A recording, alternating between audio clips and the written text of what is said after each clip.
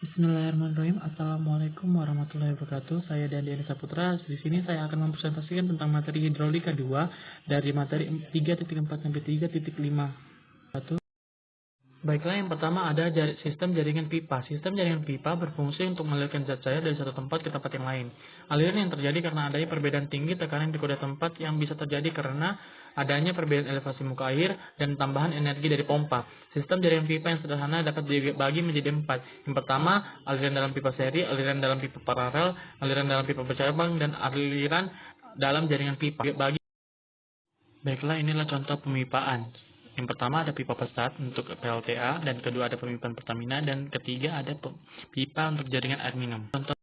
Baiklah, yang pertama ada pipa dengan pompa. Jika pompa menaikkan zat cair dari kolom satu ke kolom lain dengan seselisih elevasi muka air H2 seperti yang ditunjukkan dalam gambar, maka daya yang digunakan oleh pompa untuk menaikkan zat cair setinggi HS adalah sama dengan tinggi H2 ditambah dengan kehilangan tenaga selama pengaliran dalam pipa tersebut.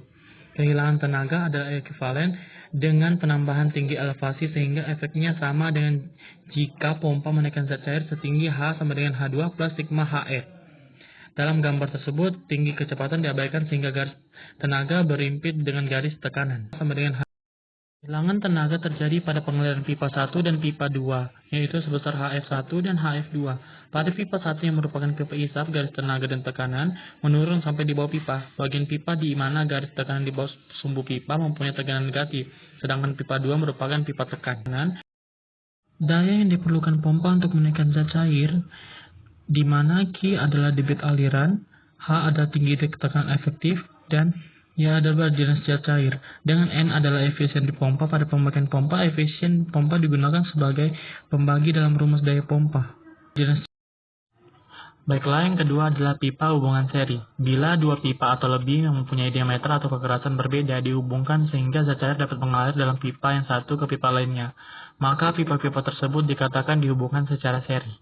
Persoalan pada pipa seri pada umumnya adalah menentukan besar debitnya aliran Q bila berkarakteristik masing-masing pipa, yaitu panjang L1 dan L2, diameter D1 dan D2, koefisien gesekan F1 dan F2, dan beda tinggi elevasi muka air pada kedua reservoir diketahui, atau menentukan perbedaan elevasi muka air H bila debit atau karakteristiknya pipa diketahui.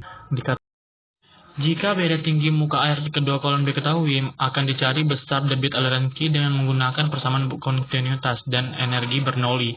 Langkah pertama yang harus dilakukan adalah menggambar garis tenaga. Seperti terlihat dalam gambar, garis tenaga akan menurun ke arah aliran. Kehilangan tenaga pada masing-masing pipa adalah HF1, HF2, dan HF3.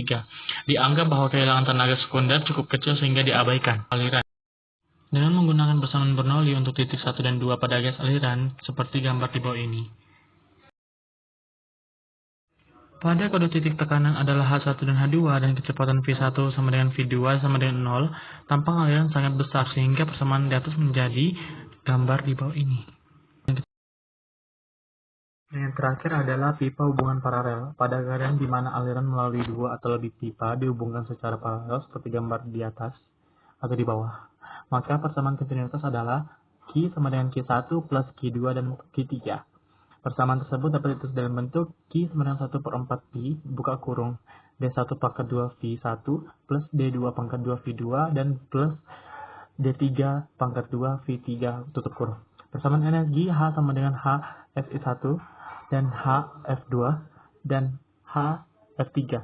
Persamaan tersebut dapat ditulis dalam bentuk H sama dengan F1 dan L1 per D1, V1 pangkat 2 per 2G sama dengan F2 L2 per D2, V2 pangkat 2 per 2G, dan F3 L3 per D3, V3 pangkat 2 sama dengan 2G. Panjang pipa ekuivalen ditentukan dengan cara yang sama seperti pada hubungan seri dari persamaan Q sama dengan 1/4 pi, buka kurung D1 pangkat 2 V1 plus D2 pangkat 2 V2 plus D3 pangkat 2 V3 tutup kurung didapat dari Q sama dengan pi/4 akar 2G, buka kurung DE pangkat 5 sama di per FE LE tutup kurung pangkat 1/2 H 1/2, buka kurung. Dengan cara seperti atas, maka debit aliran akan jadi seperti ini.